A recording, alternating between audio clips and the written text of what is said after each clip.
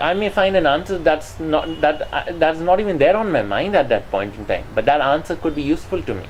What is important is to accept the information that comes to us with a very receptive approach. See, with a mind that is receptive and without any expectations, then you have an optimum mindset to approach a tarot card reader.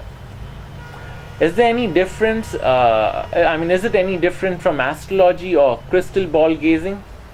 The study of occult and metaphysical has got many streams and branches. Each has got its own importance and is as relevant as the other. I have immense respect for anything related to occult and metaphysical. Whether it is astrology or crystal ball gazing, each is as sacred to me as the other.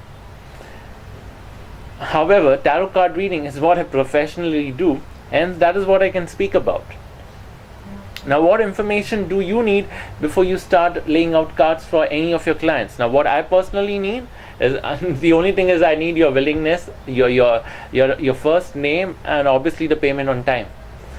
The only thing that is required is the client's willingness to go for a reading. I do not require any background information or personal details because I stick to blind readings. When I say a blind readings means I don't need to know anything about your personal life.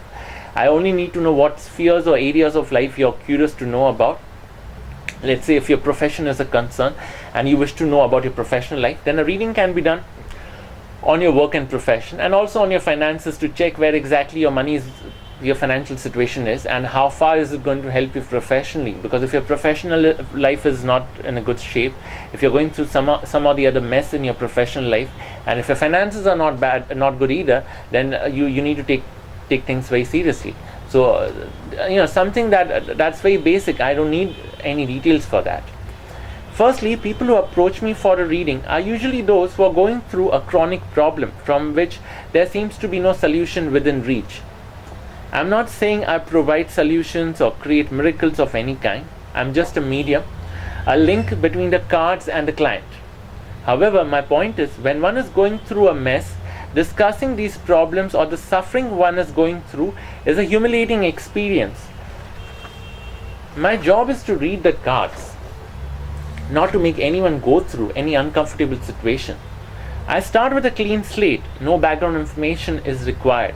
For clients who do not know how to approach someone like me or what questions to ask, a general reading comes handy. It's like a reading based on your work would be one, for the first question. A reading based on your finances could be the second question. A reading based on your love life, your relationships, whether you're married or no, whether you are in a relationship or no. Just a general reading on your love life, your relationships. And the fourth could be your health or whatever other aspect of your life you think is important, your spiritual life or any other aspect which is not covered in the reading so far. So, a general reading is something that covers a major aspects of your life.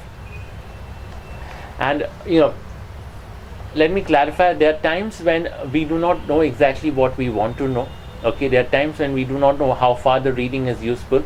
So in those cases or in those situations, it's better you call up and get it clarified.